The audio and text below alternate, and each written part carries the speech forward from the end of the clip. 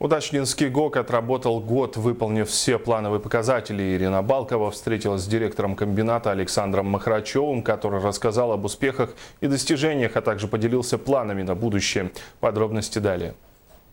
2015 год для Удачнинского ГОКа выдался непростым. Однако, несмотря на все трудности, плановые показатели по итогам 11 месяцев были выполнены в полном объеме. Одним из значимых событий года – завершение открытых горных работ на трубке «Удачная» и переход на отработку подземным способом, что ознаменовало новый виток в развитии всего горнодобывающего комплекса. В первую очередь, это у нас по открытым горным работам мы планировали, что у нас будет всего лишь 170 тысяч тонн руды сверх плана, что мы добываем.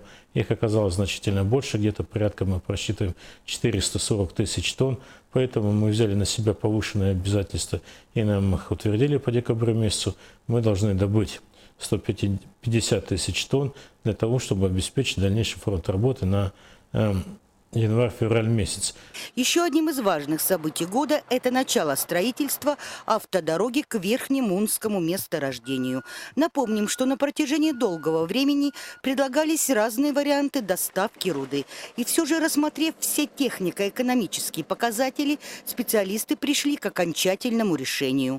За декабрь однозначно мы выполним полные объемы. Сейчас мы с начала месяца идем с перевыполнением. И те обязательства, которые комбинат на себя взял по строительству дороги, они в этом году будут выполнены в полном объеме. В следующем году на Верхнемунском поле планируется начать строительство. В первую очередь необходимо ввести в эксплуатацию склад взрывчатых материалов и нефтебазу.